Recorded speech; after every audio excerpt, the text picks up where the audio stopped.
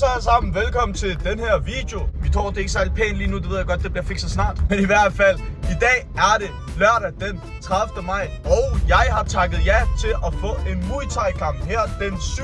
juni. Jeg har fået min modstander og det hele, så lige om 8 dage, der går jeg i buret til min første Thai-kamp. Lige nu der er vi lige på vej over for at hente Bamse.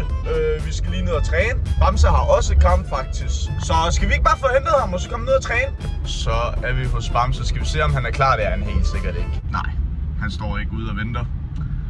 Så må vi jo bare vente på, at han kommer ud. Jeg skal prøve at lave den her. Han kunne høre mig. Jeg kunne se ham ved hans vindue. Yes, han kommer der jo. Jeg kan se ham jo. Åh ja, lige ved sådan farm. Hej Bams. Hvad så? Velkommen til. Tak. Vi skal ned og træne. Det skal vi i hvert fald. Så ja, lad os bare komme ned til Great Danes. Så er vi kommet ned i klubben. Klokken den er lidt over 9 om aftenen, og vi skal egentlig bare have ramt os en god træning, så let's go.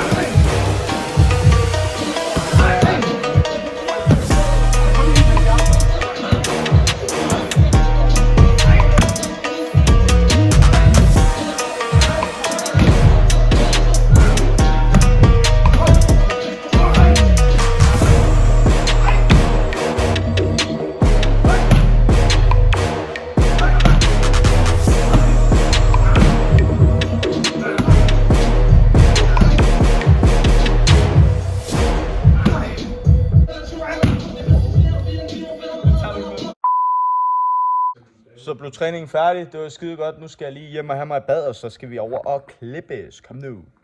Alright, så er jeg kommet hjem. Mig og min frisør, vi har aftalt, at vi gør det i morgen i stedet for, fordi det er blevet sent nu, klokken er snart 11. Så jeg tager mig bare lige i bad, og så tager vi min vægt, og så ser vi lige, hvad vægten siger.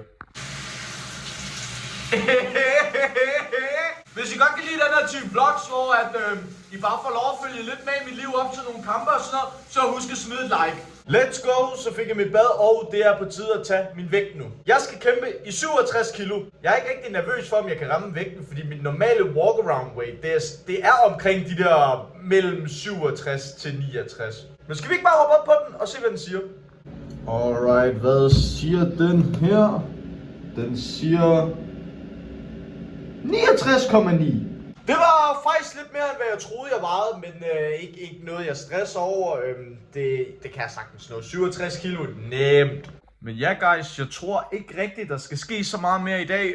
Jeg skal nok bare ligge og se noget YouTube, og så falder jeg i søvn på et eller andet tidspunkt. Jeg ved ikke, om jeg kommer til at lave en opdatering hver dag, men I kommer i hvert fald til at se nogle opdateringer hele vejen op til kampen. Så vi ses bare næste gang. Vi ses. Godmorgen. Det er 2 dage senere, jeg er lige vågnet. Dag er den første, hvilket vil sige den første på måneden. Hvad? Det er den første på måneden.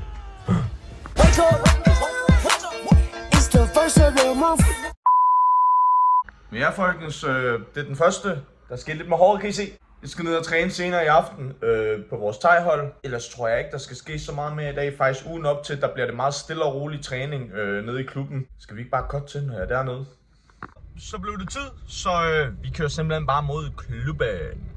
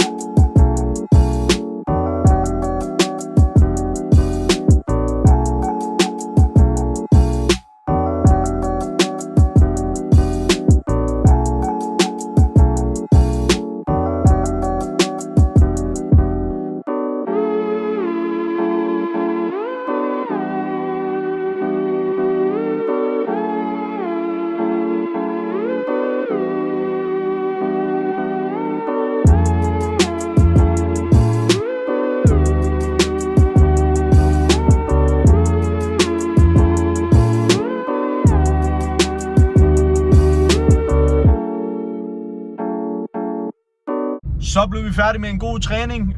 Vi skal lige over til Lille O, og det er ham, der har Sans Pité, by the way. Lige over, der skal lige filmes lidt og sådan noget, så det skal jeg lige over og hjælpe ham med nu.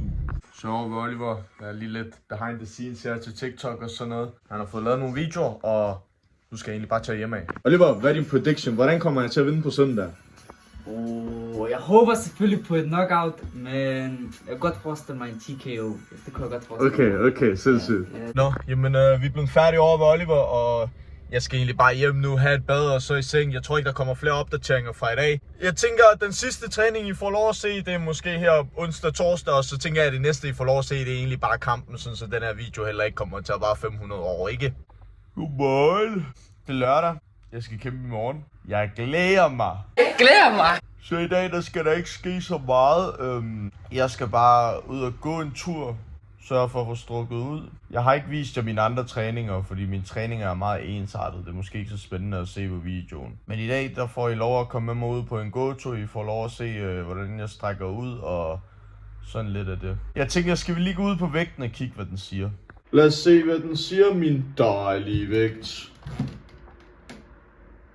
66,9, bro. Bro, jeg chiller. Jeg er 100 gram under. Kom nu lidt. Så har jeg fået noget tøj på. Jeg tænker bare, at jeg skal ud og gå en tur nu. Grunden til at gå de her ture, det er egentlig bare for at sørge for stadig at få rørt kroppen lidt, uden at lave noget hård træning. Når man er så tæt på kampen, så skal du ikke lave noget hård træning. Du skal gerne være fuld af energi, når du går ind til kampen. Så der bliver ikke noget hård træning. Jeg skal bare ud og gå en tur shadowbox. Det er bare at sørge for at få rørt min krop. Måske få lidt sved på panden, men det er også bare det ikke.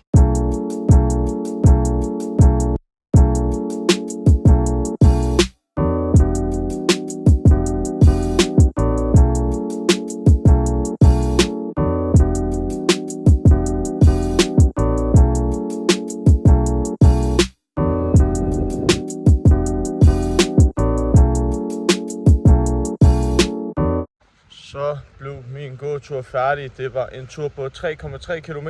Jeg tænker at gemme udstrækning til lidt senere i aften, måske lige lidt omkring sengetid. Men jeg tænker nu her, der skal jeg lige finde mig noget at spise på sådan en dag her, hvor jeg faktisk allerede er 100 gram under, hvad jeg må veje. Så tænker jeg bare, at jeg spiser et måltid, et godt solidt måltid, og så kan jeg spise noget frugt, hvis jeg bliver sulten ellers, som jeg lige kan snakke på. Kan vi ikke bare finde noget at spise? Så fik jeg hentet mad. Det blev til en boks på det grønne køkken. I skal by the way ikke lytte til mig omkring sådan en vægttabstip eller weight cutting. Men det er også fordi heroppe til min kamp, der kæmper jeg sådan meget i min naturlige vægtklasse. Jeg ligger som sagt tidligere i videoen naturligt på de der 67-69. Min vægt er meget svingende. Og i morges der var jeg 66,9. Ja, det her det er sådan set det eneste måltid, jeg kommer til at spise i dag. Der er noget ris, kebab, kartofler, agurk, edamamebønner, noget hummus, og jeg skal komme efter dig. Så det her, det bliver det eneste måltid, jeg spiser. Så hvis jeg bliver sulten efter, så må jeg spise noget. Jeg har noget frugt, nogle bananer og appelsiner. Så ja, jeg vil få spist det her, og så ved jeg faktisk ikke, hvornår vi ses igen til næste opdatering. Men vi ses bare, når vi ses. What up? Ny opdatering. Jeg har været ude og bytte bil med min mor, fordi vi skal helt til Roskilde i morgen. Og jeg tror ikke, min Peugeot 106, den holder så godt til. Så jeg har byttet med min mor. Det er en elbil, så jeg sidder lige og oplader, så den er klar til i morgen. Der skal egentlig ikke ske så meget mere i dag. Jeg sidder og ser AirTalks, mens jeg oplader bilen. Og så skal jeg egentlig bare lige hjem, strække ud til 15 minutter, og så går jeg egentlig bare i seng. Vi skal tidligt op i morgen, vi skal køre tidligt, vi skal være i Roskilde kl. 10 eller sådan noget. Så jeg tænker egentlig bare, vi ses i morgen tidligt. Godmorgen, det er blevet en fight-dag. Jeg har lige været i bad hurtigt, så jeg er frisk og lækker. Jeg har lige været op på vægten. Jeg vejer faktisk 200 gram for meget, men det er fint nok. Jeg satser på, at jeg kan nå at smide dem på vejen op, ellers så må jeg bare lige ud og løbe lidt, ikke? Jeg glæder mig sygt meget. Skal vi ikke bare komme mod Roskilde? Whoopties, så er vi klar. Vi skal lige op i klubben og mødes med alle de andre, og så kører vi bare mod Roskilde. Så vi ses i Roskilde.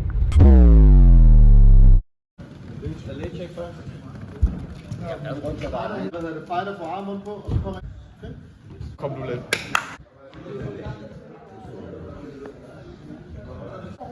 Nej, du må ikke lave alt muligt. Du må gerne lave knæder. Ja.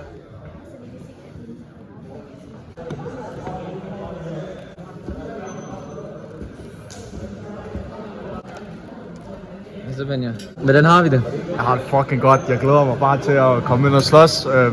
Ja. Jeg har ikke mærket nervøsiteten endnu. Den kommer sikkert lige ind, men lige nu der er jeg bare fucking klar og glæder mig. Skal vi bare op og klippe farm, skal vi ikke? Ja tak. Op og klippe farm.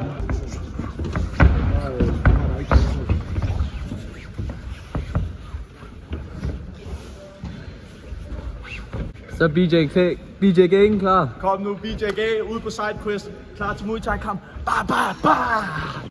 Så er vi klar indvejning. Det er tid til at få noget mad. Jeg har taget, der er noget yoghurt med, der er nogle rejer. Vi har noget frugt. Kartoffelsalat. Og selvfølgelig noget honning til min yoghurt. Og nogle valnødder. Kom nu lidt.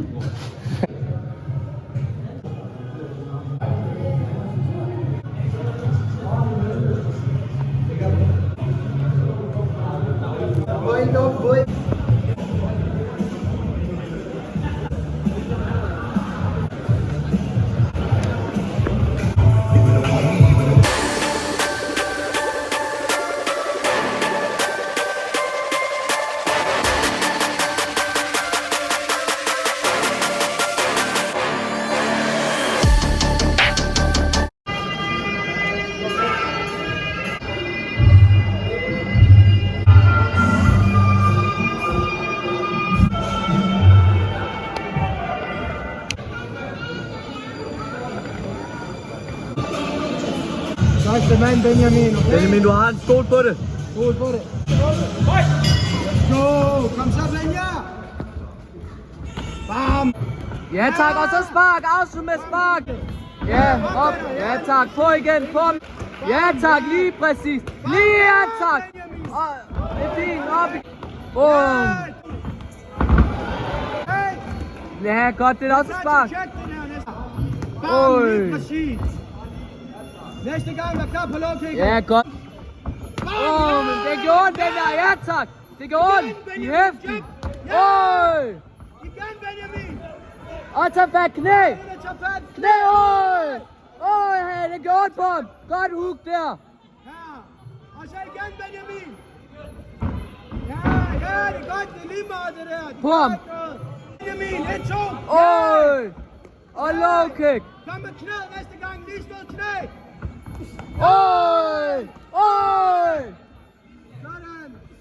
Kom, Benja. Ja, Benja. Godt arbejde. Han kan ikke lide det. På ham 10 sekunder. Kom fremad. 1, 2. Knæ, Nej. Benja. Kom frem, hop. Hvordan har du det?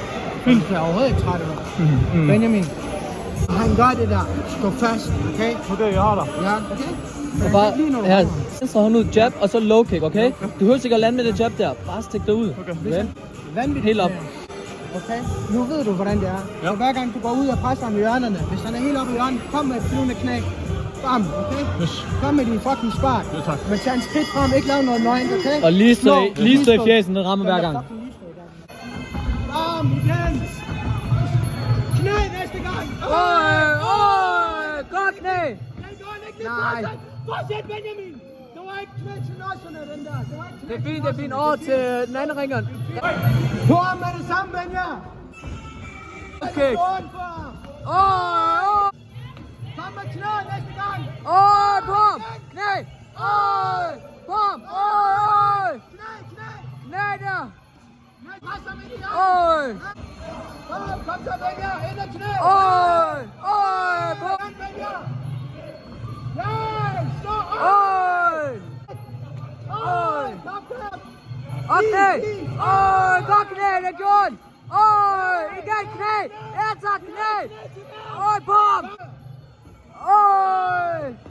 Op på ham.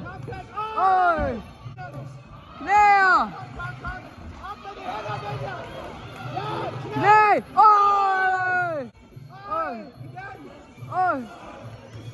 Det er din runde. Slagstang. Ja tak. Benjamin, så er det ikke der, du skal bakke ud. Pres ham ind, så skal du bare fyre de der knæer ind til maven, så kan han ikke trække sig tilbage. Kom, stille og roligt. Det er 2 minutter, Benjamin. Det er intet. Din runde. Let's go. Benjamin, bare få start af med det samme. Go. godt low kick. Og til maven. Øj! Øj! Og tag fat i ham. Øj! Øj! Øj! Øj! Lise, øj! Tag fat! Øj! Han er rystet! Øj! Ja, øj! Spark! Øj! Øj, han er ondt! Øj, godt spark! Øj! Øj! Øj! Intet! Intet, Benjamin! Han har intet! Knæ! Øj! Øj! Inde på ham! Øj! Øj! Øj! Øj! Og knæ! Øj! Knæ igen på ham! Sparket! Ja tak, lige præcis! Øj! Tag fat i ham! Begge hænder! Ja, tag fat i og knæer! Og så den! Øj! Det sidste! Ja tak! Den er intet! Øj! Bom! Benjamin, let's go! Øj! Øj! Øj! Nej! Den er ikke! Han tripper ikke lige mig! Ja tak! Op med hænderne! Og her, der bliver jeg lige nødt til at fjerne lyden fra klippet igen, fordi at der kører noget musik i baggrunden, og jeg vil ikke have en copyright strike. Men I kan se, der er god respekt blandt kæmperne efter kampen. Kæmpe respekt til modstander. Han var en fucking løve, og han voldtog mit venstre ben. Men jeg går ud med sejren i dag, og det er jeg selvfølgelig taknemmelig for. Så ud til mit team, lige sige tak til dem for at støtte mig og det hele, fordi at man kan ikke klare den her sport uden et team. Men jeg tager som sagt sejren, som jeg er mega glad for. Der kommer lige en lille sejrstans, ja, det er godt med dig, Benjamin. Men jeg tænkte på, fordi det er jo kun highlights, I har fået lov at se i dag. Kunne I tænke jer at se hele kampen uden noget klippet fra, så smid lige kommentaren og smid et like. Så er vi blevet færdige med kampen. Vi skal spise noget mad. Jeg er faktisk ikke særlig sulten, så jeg har bare bestilt en snackburger, nogle pomfritter og en sodavand. Og så planen er at spise det her, så skal jeg lige ned og have mig en is. Kom nu lidt. Miau. Yes guys, så er jeg simpelthen kommet hjem til mig selv, og jeg har fået medaljen hængt op sammen med mine andre medaljer. Det er super lækkert. Jeg er mega glad for, at jeg vandt den her kamp. Jeg havde arbejdet hårdt for det også. Jeg vil egentlig bare lave en afslutning på den her video. Tak fordi I har set med. Tak for at I følger med i min rejse. Og der kommer meget mere til jer snart. Vi ses.